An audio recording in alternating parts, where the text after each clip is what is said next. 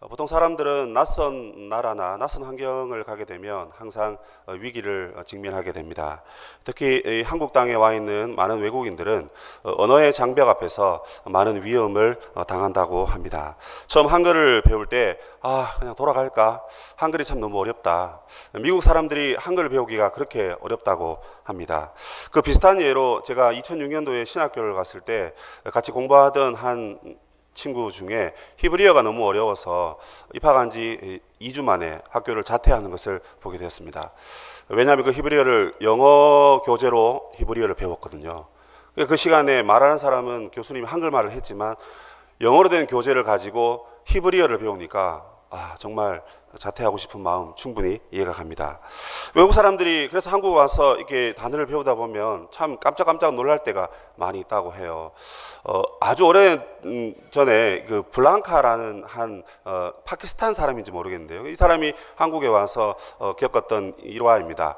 어느 날 회사에서 이제 과장님과 함께 밥을 먹으러 갔습니다. 밥을 다 먹고 이제 과장님이 블랑카, 내가 사탕 하나 줄게. 사탕 하나 먹을래? 사탕 뭐예요? 계피 사탕이야. 와, 해대도 너무하네. 한국 사람들이 소피, 무슨 녹용, 사슴피는 그렇게 마시는 줄 알았는데 계피까지 그렇게 사탕으로 만들어서 먹을 줄 상상을 못했다 하는 거죠. 그러니까 과장님 저는 됐어요. 이렇게 얘기하는 거예요. 그래? 그럼 다른 거 먹어. 뭐 있어요? 눈깔 사탕. 부장님 눈을 쏙 뽑아서 만든 사탕이니까 너도 맛있을 거야. 그럼 먹어봐. 블라카가 졸도했다고 합니다. 그러면 몸 안 좋으니까 우리 집에 가서 보신탕이라 먹으러 갈래? 무슨 보신탕? 마누라 내장탕. 이런 것들이죠, 그죠? 길 가다 보면 할머니 해장국, 할머니 보쌈, 할머니 뼈다귀 해장국, 이런 거 보면 외국인들이 다 놀란다고 합니다. 왜냐하면 누구누구의 할머니의 해장국 하면 이게 문법으로 이제 외국인들은 이해가 되는데 할머니 해장국 하니까 그 재료가 할머니로 만들어진 해장국인 거죠. 할머니 뼈다귀도 마찬가지입니다. 할머니를 보쌈해 가다니 참 한국 사람 이상하다. 그렇게 생각하는 것이죠. 그래서 이 외국인들이 한국에 살다 보면 이런 언어, 우리로 말하면 콩글리시라 하죠. 그런 단어들 때문에 이거 참 힘들다. 너무 힘들다. 특히 유학 공부하러 온 친구들에게는 그 과정이 너무 어려워서 언어의 장벽 앞에서 큰 위기를 만든다고 합니다. 그런데 여러분, 외국인이 이렇게 한국에 살면서 위기를 맞는 거는 어떻게 보면 당연하겠죠, 그죠? 그런데 가만히 생각해 보면 우리 한국 사람이 요즘 참 한국에서 살기 힘들다. 그런 생각을 저는 한번 해보았습니다. 한국 사람이 한국에서 살기가 힘들다. 이거 여러분 큰 위기 아니겠습니까? 말은 통하고 무슨 말인지 알지만 지금 한국에서 돌아가고 있는 이러한 상황을 보면 우리는 정말 어렵고 힘든 시기를 맞이했다라고 말씀드릴 수 있습니다. 이제 처서가 지나고 가을이 코앞입니다. 오늘 바깥에 환경을 보니까 완전 가을 날씨인 거예요. 아차산 너머로 하늘을 보니까 그 하늘이 너무너무 푸르고 예쁜 거예요. 하늘로 막 날아가고 싶은 그런 마음이 들었습니다. 이제 곧 무거워서 못 날아갑니다. 8월의 마지막 주일입니다. 이제 마지막 수요일이죠. 이제 우리는 어쩌면 가을 앞에서 결실과 수확을 바라보면서 우리가 각자 가진 그 광주리에 어떤 열매를 담을까 고민하면서 밭을 돌아봐야 할 것입니다. 그러나 우리 한국 사회를 한번 돌아보면 이 계절은 추수의 계절 또는 열매 수확하는 계절이 아니라 그야말로 위기의 계절, 위기의 시대가 왔다. 그렇게 말씀드릴 수 있습니다. 여러분, 연일 방송되는 그 보도를 보셔서 알겠지만 정치권은 지금 세월호 사건 이후에 여야가 큰 갈등을 갖고 있고 유족과 함께 이 문제를 어떻게 타결할까 서로 눈치만 보고 있고 그렇게 문제가 잘 해결되지 않는 것을 여러분 보고 있습니다. 경제는 어떠합니까? 이미 외환위기 이후에 우리의 경제 성장률은 5%도 안 됩니다. 지금 2%라고 하거든요. 그러면 사업하시는 분들은 더 피부로 와닿으시겠지만 저성장과 그리고 불평등이라는 그런 구조 속에서 우리 한국의 아버지들은 너무나 눈물 흘리며 회사 일을 하고 계십니다. 한국 사회는 더 심합니다. 한국 사회가 자유민주주의 사회다. 그래서 복지국가를 구현하자. 그렇게 합의하고 또 열심히 노력을 하죠. 하지만 올 초에 여러분 기억하십니까? 이미 다 잊으셨죠? 새 모녀가 자살한 사건입니다. 그 사건 이후에 최저 생계비를 보장하자 그렇게 목 놓아 외쳤지만 아직까지 그것은 실현되지 못하고 있습니다. 인구 1000명당 8.3명의 아이들이 태어난다고 합니다.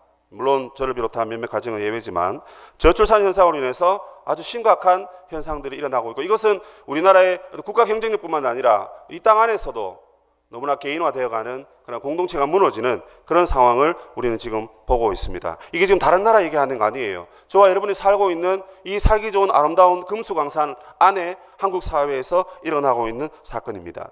12년, 13년째 아이들이 많이 태어나지 않고 있습니다.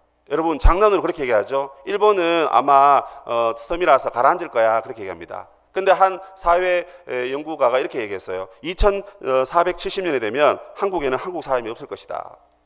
애가 안 태어나니까요. 2470년, 지금 몇 년입니까? 2014년 아닙니까? 불과 얼마 남지 않았습니다. 아마 일본보다 한국이 더 빨리 사라질 것 같습니다.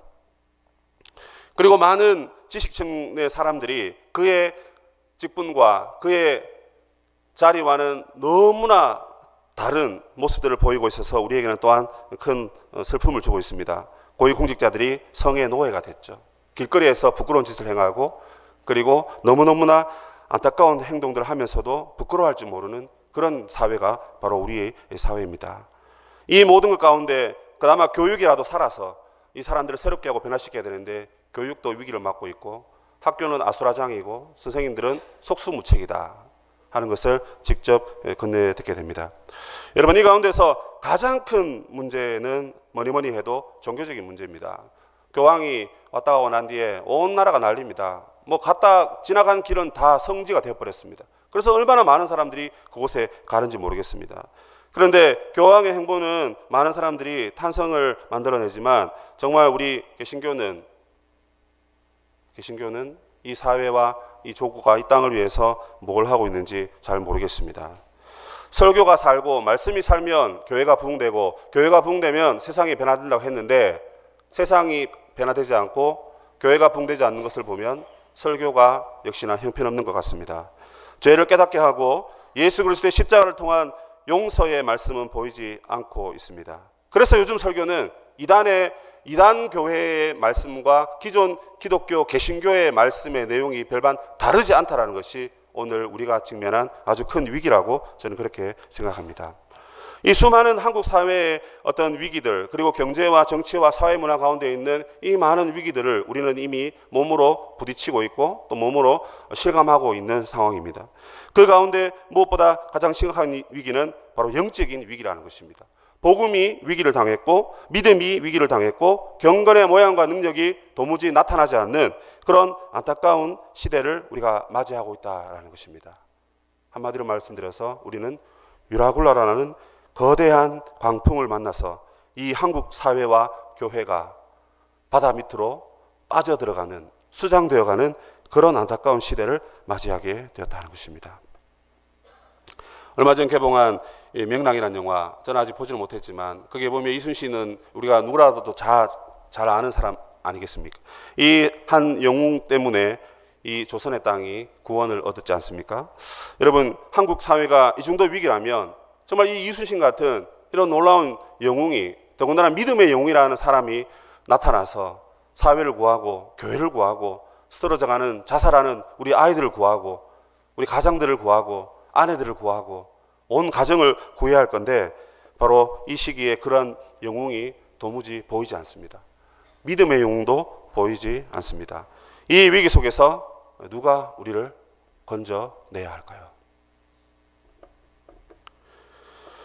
오늘 성경에 나오는 이 기도원 시기에도 사사시대도 바로 이와 같은 어려움을 당하고 있었습니다. 이 큰 어려움 속에서 하나님께서는 약하고 약한 기도원을 큰 용사로 불러주셨습니다. 이스라엘이 또다시 하나님 앞에 악을 행했습니다. 여섯 번째 사사입니다. 그런데 5번에 걸쳐서 계속해서 이스라엘 백성들은 계속해서 악을 저질렀습니다. 6장 1절에 보시면 또라는 단어가 나옵니다. 하나님께서 용서해 주시고 하나님 평강을 주셨는데 또 이스라엘이 악을 정했다는 거예요. 그래서 하나님께서 미디안을 보내셔가지고 7년 동안 고통을 당하게 하셨습니다. 그런데 거기 옵션으로 하나님이 뭘 이렇게 하셨냐면 이스라엘 백성들에게 양식을 다 거두어 가버립니다. 그러나 이 모세오경에 보면 하나님께서 양식을 빼앗아간다 또는 기근이 있다라는 것은 언약의 저주라고 하는 것을 우리는 잘 기억하고 있습니다. 무슨 말이냐? 양식이 없고 양식이 없어서 우리가 힘들어하는 그 시기를 당하면 이것은 우리가 하나님의 말씀을 어겼기 때문에 하나님이 우리를 때리시는 거다. 하나님 우리에게 진노의 지팡이를 드시는 거다 하는 것을 성경이 이야기하고 있다는 것입니다. 그럼에도 불구하고 이 이스라엘 백성들은 그것을 깨닫지 못하고 여전히 7년 동안 압제 속에서 고통당하고 있다는 것입니다. 그때 하나님께서 하나님의 사자를 보냈습니다. 이 사자라는 것은 하나님의 천사라고도 보고 하나님의 메신저라고 볼 수 있습니다. 하나님께서 천사를 보내서 또 하나님께서 직접 사람의 모양으로 기드온에게 오셔서 하나님의 말씀을 증거하십니다. 그때 기드온은 뭘 하고 있었습니까? 그는 밀을 타작하고 있었습니다. 그런데 본문에 보시면 밀을 타작하는 장소가 조금 특이합니다. 포도주 틀에서 타작하고 있습니다. 밀을 타작하려면 우리 보통 사방이 뚫린 곳에 가야 합니다. 왜냐하면 바람이 있어야 이 밀과 결을 분리할 수 있기 때문에 그렇습니다. 저도 되게 어릴 때 할아버지 따라서 도리깨인가요? 그걸 가지고 밀을 타작한 기억이 있습니다. 그냥 연신 휘두르다가 제 머리를 때리기도 하고요. 그러다가 하다 보니까 또 타작이 또 되더라고요. 그리고는 나중에 이제 키질을 하죠. 그래서 바람 부는 곳에서 알곡과 쭉정이를 가라지를 분리하지 않습니까? 그런데 그는 바람이 있는 곳이 아닌 오히려 포도주 틀에서 타작하고 있다는 것입니다. 여러분, 포도주 틀은 큰 바위 위에 네모난 또는 둥그런 구멍을 판 다음에 거기에 포도를 넣고 포도즙을 짜냅니다. 그런데 기드온이 이렇게 숨어서 포도주 틀에 밀을 타작하고 있습니다. 왜 그가 이렇게 하고 있을까요? 성경을 보시면 아마 미디안이 이 곡식 냄새를 맡고 또 곡식을 빼앗아갈까 봐 두려워서 그렇게 한 것 같습니다. 빼앗길까 봐 그렇게 한 것 같습니다. 그런데 타작마당은 37절에 보시면 타작마당을 사용할 수 있었음에도 불구하고 그는 포도주 틀에서 타작을 하고 있는 것을 보게 됩니다. 하나님의 말씀을 듣고 그래 내가 가겠다 하고는 하나님을 시험하죠. 그리고는 37절에 내가 양털 한 뭉치만 타작 마당에 둘 테니까 하나님께서 간밤에 찾아오셔서 이슬이 양털에만 있게 해주세요. 표징을 보여주세요 하는데 그 장소가 타작 마당입니다, 여러분. 그 타작 마당이 그 자기 눈앞에 있음에도 불구하고 그는 그곳에서 타작하지 못하는 것입니다. 여러분, 한편은 이게 이해가 됩니다. 7년 동안 고통당하고 또 자기 가족은 먹여 살려야 되고 양식은 이것밖에 없고 빼앗기면 끝장이고 그러면 어떻게 합니까? 숨어서라도 해야죠. 그래서 우리가 때로는 우리의 죄를 용납하기도 하고 우리의 잘못을 눈 감아주기도 하는 것이 인간의 본성인 것 같습니다. 하지만 그는 남자답지 못했고 오히려 겁쟁이 같았다 하는 것을 오늘 성경은 이야기하고 있습니다. 그리고 그는 자기가 스스로 말했듯이 자기는 가장 작은 아이고 므낫세 지파의 평범한 사람이고 자기는 농부다 그렇게 얘기합니다. 여러분, 므낫세 지파는 2분의 1, 2분의 1 나누어 가지고 요단강 동편과 서편으로 나누어서 거주합니다. 때문에 요단강 서편의 안쪽에 므낫세 지파는 므낫세 반 지파인 거예요. 이 반이라는 것은 2분의 1이라는 거잖아요, 그죠?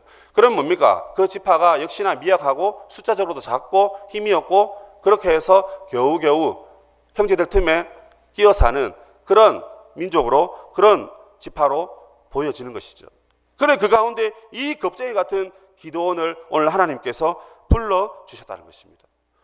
여러분, 이 사회가 지금 오늘 우리가 맞이하고 있는 그 무시무시한 일들보다 어쩌면 더 크고 무시무시한 일들을 이 이스라엘이 지금 당하고 있는데 7년 동안 양식이 없어서 숨어서 겨우 나무 뿌리 캐먹고 풀 캐먹는 그런 시절을 보내면서 하나님 앞에 도무지 회개하지 못하고 여전히 그렇게 숨어서 비겁하게 겁쟁이로 살아가고 있는데 하나님께서 어느 날 찾아오셔서 그 겁쟁이를 하나님의 용사로 불러주셨다는 것입니다.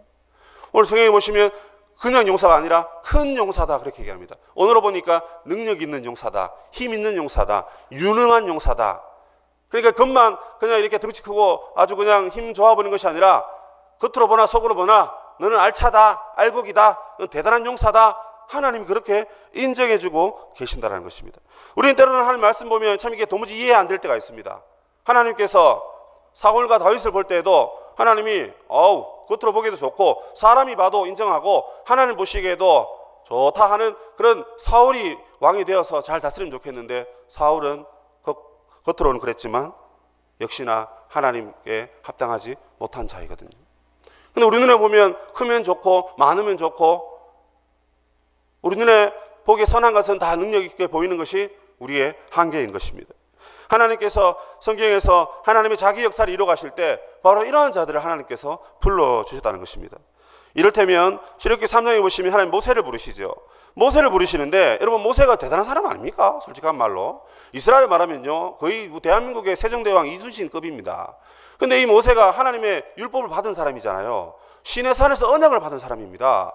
홍해를 가르고 걷는 사람입니다. 그런데 그가 한 말은 무엇입니까? 내가 누구이기에 바로에게 가며. 자신 없어 보이는 말입니다.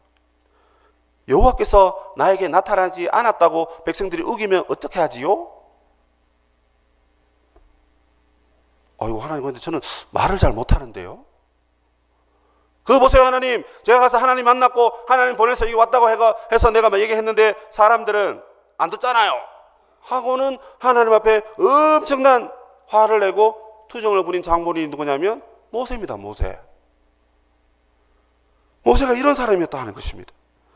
예수님의 제자들은 어떠합니까? 그들은요 무슨 뭐 학위가 있었던 사람들이 아닙니다. 난 놓고 기억자 모르는 사람이 아마 그 사람들이었을 거예요. 그런데 하나님이 그들에게 복음을 주시고 성령의 능력을 주시고 하나님 일에 쓰임받도록 하나님께서 사용해 주셨다 하는 것입니다. 우리가 직접 본 적은 없지만 천국 가서 만나게 될 바울도 마찬가지입니다. 글에는 능력이 있지만 그의 모습과 그의 말은 형편없다고 합니다. 여러분, 디모데는요 젊은 나이에 부름받았지만 여리고 소심했습니다. 위장병도 있어가지고 맨날 포도주 숨어서 마시고, 그렇게 여러분 아이고 아파라 성도들 앞에서는 아픈 척 안 해야지 하고는 그렇게 어린 나이에 어른들 앞에서 목회한 그런 사람입니다. 여러분, 사람은 이렇게 다 연약합니다. 기도원은 겁장이었어요. 우리가 못 배워도 상관없고요, 우리가 능력이 없어도, 우리는 가진 게 없어도 상관이 없다는 것을 기억하시기를 바랍니다. 왜 그렇습니까?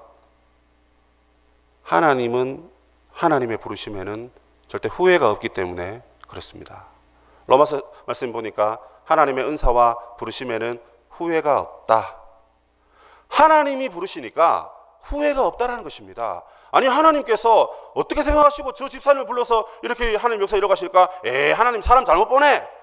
그게 여러분 우리의 생각이고 표정인 것이거든요. 그런데 성경은 하나님은 절대 그 부르심에 후회가 없는 분이시다. 하나님 반드시 약한 자를 불러서, 겁쟁이를 불러서 큰 용사를 만드신 것을 보면 여러분, 저와 여러분도 하나님의 부름을 받고 하나님 뜻 안에서 쓰임 받을 줄로 믿습니다. 우리가 버려야 될 것은 무엇입니까? 기도원 컴플렉스입니다. 기도원 컴플렉스. 나는 이게 없어서 안 돼요. 나는 뭐 키가 작았어. 나는요 뚱뚱했어. 나는 못생겼어. 여러분, 못생기면 새가족 영접 못합니까? 예쁘고 잘나야만 새가족 영접합니까? 아닙니다. 왜 웃으십니까 갑자기? 표적 설교 아닙니다. 나는 안 돼. 얼굴, 돈 없고 실력 없고, 여러분 우리가 분리 개척하는데 이거 빚 좋은 개살구 되면 안 되는 거 아시죠? 나는 전도 못하니까 나는 가고 싶어도 못 가요. 나는 돈이 없으니까 가고 싶어도 못 가요. 우리가 20억 넘게 교회를 이렇게 시작하는데 아이고 그러면 흥분도 많이 돼야 되고 난 돈 없어서 못 가요. 여러분, 그게 우리가 생각하는 기도원 컴플렉스입니다. 우리는 우리의 자격을 잡고 우리가 죄거든요. 저희 장인어른 계시는 시골에 목사님을 청빙하는데 원사가 50장이 넘게 들어왔답니다. 대단하죠, 그죠? 한 20명 정도가 동기, 나머지 아래 위로. 뭐 보고 뽑게 해요?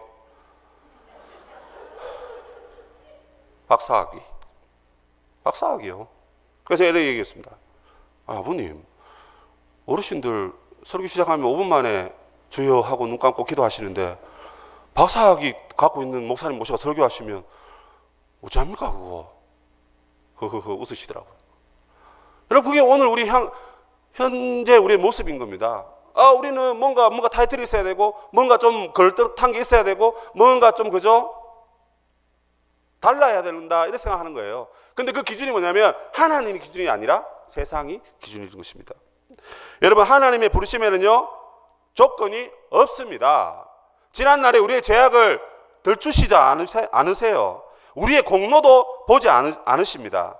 하나님의 부르심은요, 이미 만세전에, 창세전에 저 여러분을 하나님의 자녀로 부르셨다는 거예요. 개척교회 가고 무슨 어디 가고 어떻게 선신하고 어느 부서에 선신하고, 여러분 뭐 무슨 우리가 아이고 나는 나이 들었으니까 유치부는 못해, 그런 게 어디 있습니까? 하나님이 부르시면 되는 거예요. 하나님 부르시면 되는 거고, 하나님이 우리에게 능력 주시면 된다는 것입니다. 우리가 우리 자신을 제한하고 우리가 우리 자신을 세상의 기준으로 자꾸 교회 안에서도 그렇게 보니까 안 되는 거예요. 하나님의 부르심의 조건이 딱 하나 있습니다. 뭘까요? 그것은 하나님의 선택입니다. 우리의 조건이 아니라 하나님이 선택하시면 무조건 된다는 것입니다. 하나님이 부르시면 무조건 그 부름에 응답할 수 있다는 것입니다. 하나님께서는 오늘도 저와 여러분에게 말씀과 성령으로 늘 우리를 부르고 계십니다. 딸아, 아들아, 나에게로 와라. 나와 함께 거하자. 이 세상이 아무리 위기가 가득한 사회라도 내가 너를 불렀다. 내가 너를 주의 종으로 부르고, 내가 너를 주의 직분자로 부르고, 내가 너를 회사의 사장으로, 과장으로, 대리로, 가정주부로, 학생으로, 하나님의 자녀로 불렀다. 하나님 그렇게 말씀하신 것입니다. 성삼위 하나님께서 저 여러분을 이 땅에 교회로 부르신 거예요. 나가서 여러분 교회 다닌다라고 떳떳하게 얘기하십시오. 그들이 뭐라고 말하더라도 우리는 하나님의 부름받은 자이기 때문에 그렇습니다. 적어도 우리는 기도원보다 조금 더 낫습니다. 더 당당하게 우리는 이 땅을 살아가기 때문에 그렇습니다. 숨어서 그렇게 타작하지 않습니다. 세상에서 하나님의 이름을 선포하면서 주의 복음을 선포하면서 하나님의 부름을 달려가는 그 삶을 오늘 저와 여러분이 살아가고 있는 것입니다. 여러분, 우리가 주님 오실 날 머지않았는데 끝까지 그 주님의 부르심을 바라보고 살아가시길 바랍니다. 어떤 한 목사님이 이렇게 말했습니다. 하나님이 나를 부르시면 미래를 생각하지 말고 주께서 지시하신 것을 당장 따르라. 그것이 믿음의 삶이다. 하나님 부르실 때 당장 순종하시기 바랍니다. 당장 따라가시기 바랍니다. 여러분, 풀리개척 가는 거, 뭐 제가 가는 것도 아닌데 자꾸 얘기해서 죄송하지만, 여러분 정말 하나님 부르시면 눈치 보지 말고 아멘하고 주만 바라보고 가십시오. 오목사님 바라보고 가는 거 아니지 않습니까? 하나님 바라보고 가는 것입니다. 내가 구리에 사니까 집 가까우니까 가는 겁니까? 여러분, 그것도 조건이 된다면 그분들은 가지 마십시오. 하나님 부르시니까, 하나님 이끄시니까 가야 된다는 것입니다. 10년 전에 저는 사역을 시작할 때 선교에 대한 큰 부담감이 있었습니다.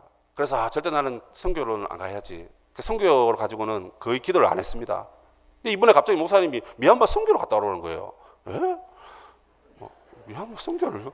그래서 지금 미얀마 가서 혹시 은혜 받고 헌신할까 봐 지금 기도도 열심히 안 하고 있어요, 지금. 그래가지고 어떡하지? 주여. 그래, 뭐 혹시 미얀마 청년들 와 있는지 모르지만 저 사실 바쁘기도 바빴어요. 2달 동안 장례식이 9건 났는데 7건이 저하고 관련된 장례식이더라고요. 그리고 2달 동안 맨날 쫓아다닌다고 선교 모임 가서 무슨 애들하고 같이 준비도 하고 기도하고 해야 되는데 이거 뭐 지금 안 되는 거예요. 그래서 오히려 저는 속으로 잘 됐다. 역시 하나님 나를 선교를 안 부르셨구나. 아멘. 이러고는 그냥 그렇게 있었습니다. 그런데 웬걸요? 기도하고 기도한 게 이게 잘못 안 그래요. 기도하고 하나님 앞에 딱 마음을 열고 있잖아요, 그죠? 이 말씀 딱 준비하는데, 야 임마, 내가 부르면 가야지. 그런 말씀을 주시더라고요. 예? 애도 셋이고요. 호르몬이에 이 땀으로 하나님 그런 마음 주시더라고요. 여러분, 그래서 뭐 집사람하고 상의한 건 아니지만요, 이번에 가서 하여튼 은혜 받고 오면 큰일 납니다. 하나님이 부르시면 갑니다. 하나님 부르시면 갑니다. 여러분, 이 사람이 환경이 참 중요한데요, 7번의 장례식을 은혜롭게 치르다 보니까 제가 빨리 천국 가고 싶은 거예요. 정말 하나님 정말 살아계시더라고요. 장례식을 집례하는데 갈수록 저에게 은혜가 넘치는 거예요. 아마 신교회 오고 한 4년 5년 다 돼가는데 아마 한 100명 이상 장례식을 아마 했던 것 같은데, 최근 2달이 가장 큰 은혜로운 장례식이었습니다. 하나님 부르시면 나도 언젠가나 가겠구나. 내 비록 나이 아직 40도 안 됐지만 하나님 부르시면 사랑하는 처자식을 두고서라도 하나님이 부르시면 가야지. 우리가 다 하나님 바라보고 사는 건데, 하나님의 부름이 귓가에 들리는데, 하나님이 인도하실 때 우리가 다 같이 순종하고 하나님께로 가자. 그것이 이 땅의 미련을 버리고 믿음으로 나아가는 큰 용사의 자격이다. 그런 마음을 하나님이 주시더라 하는 것입니다. 사랑하는 우리 시민교회 성도 여러분, 하나님의 은사와 부르심에는 결코 후회하심이 없으십니다. 저와 여러분을 부르실 때, 교회로 부름받고 주의 백성으로 부름받았을 때 우리 모두 아멘하고 서약하고 이 자리에 섰지 않습니까?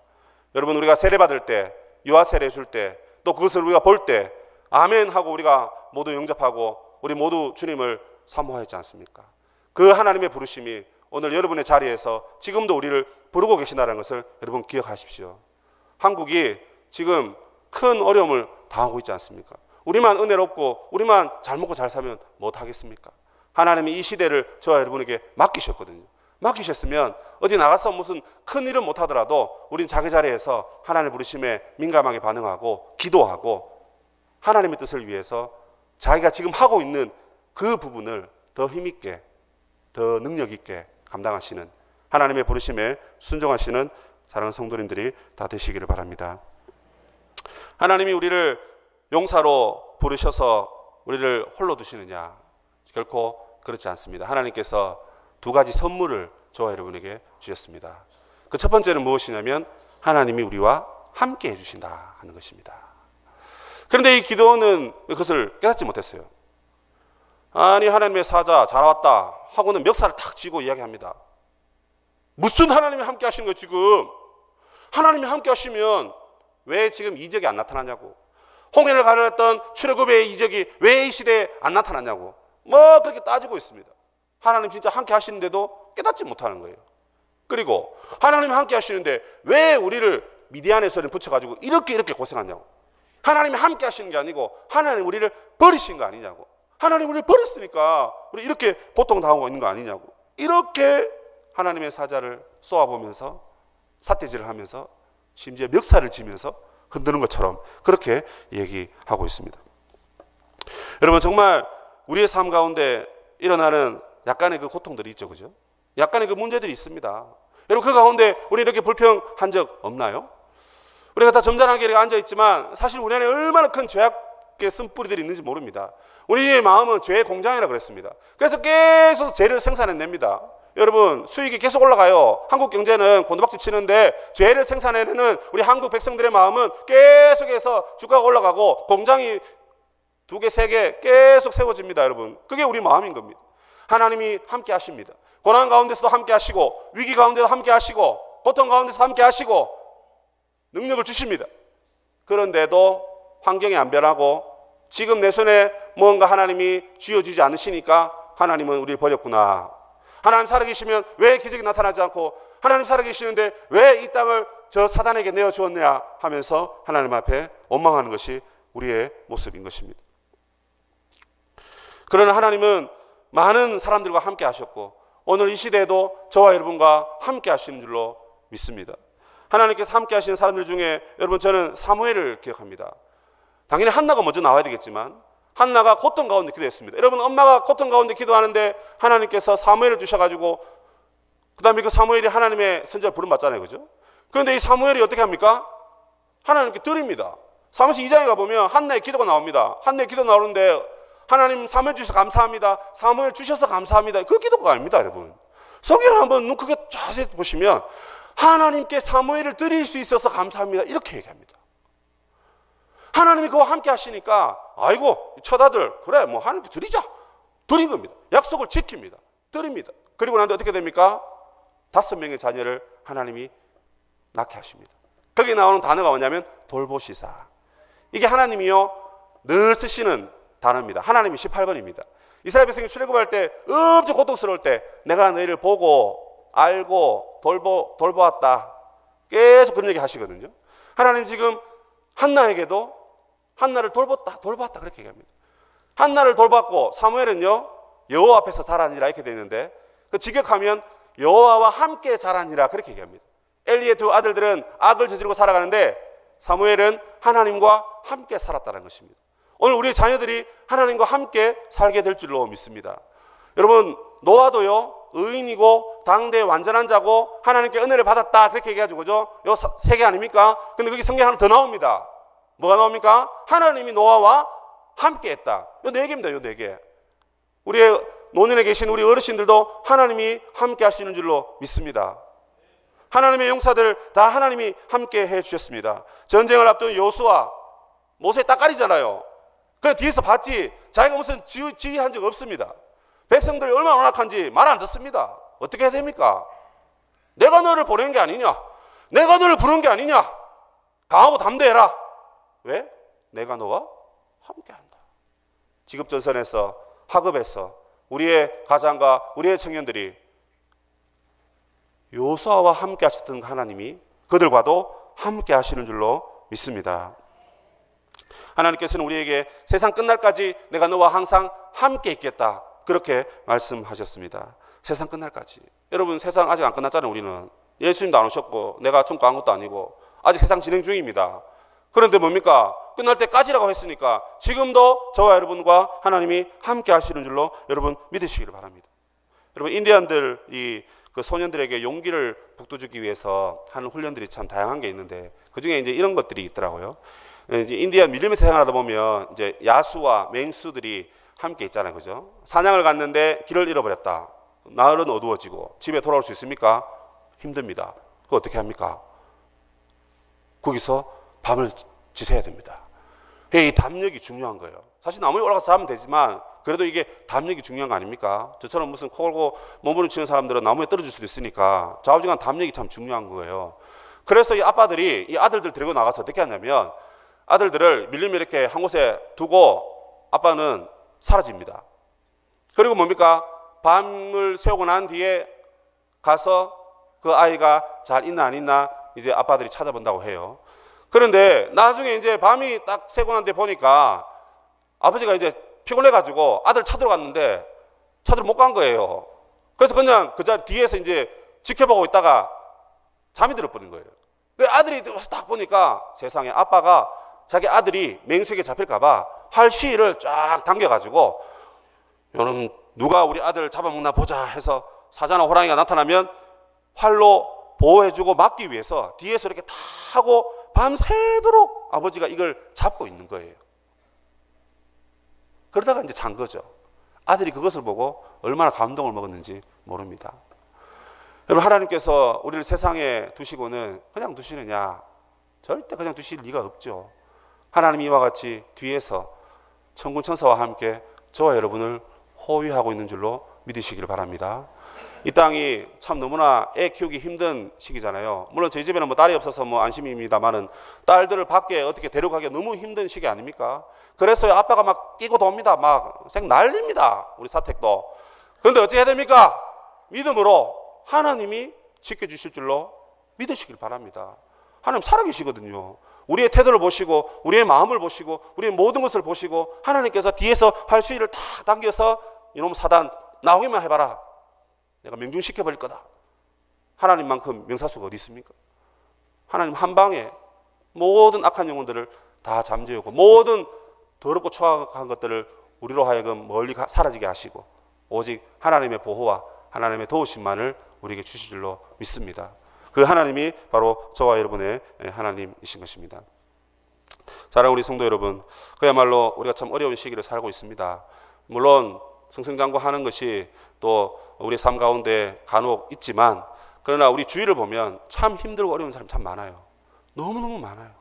기도하고 싶어도요, 영적으로 기도도 안 되는 것입니다. 그거 어떻게 해야 됩니까, 여러분? 그런 영혼들을 바라보면서 또 우리 자신을 바라보면서 우리 다시 한번 하나님이 저와 여러분을 큰 용사로 불렀다는 것을 우리 기억하고 살아가야 되는 것입니다. 여러분, 우리가 유라굴라를 만나서 배가 부서진다 하더라도 난파선의 주인공은 누구냐? 바울도 아니고 죄수도 아니고 군사도 아니고 누구죠? 하나님이 우리의 주인이 되십니다. 한국이 무너지고 뭐 이 나라가 무슨 뭐 바다 아니 땅 밑으로 꺼진다 해도 하나님은 저와 여러분을 구원하실 줄로 믿습니다. 그거 하나면 된 거 아닙니까? 그리고 하나님은 이 땅을 살아갈 때 야, 쫄지 말고 어깨 펴고 고개 쳐들고 하나님의 용사로 살아가라. 하나님 그렇게 말씀하십니다. 이제 8월 지나고 9월 달부터 또다시 우리의 삶 앞에 또 여러 가지 삶들이 기다리고 있습니다. 여러분, 기대되지 않습니까? 하나님이 우리 함께 하신답니다. 하나님이요 대장 되시고요, 우리 용사예요. 나를 따르라 이러고 무르륵 가는데 하나님 도망가시고 그런 하나님이 아니신 거예요. 나를 따르라 하나님이 앞서시고 우리가 그 뒤에 다 따라가는 거 아니겠습니까? 여러분 그래서 저와 여러분은 진짜 하나님의 군대요, 하나님의 큰 용사인 것입니다.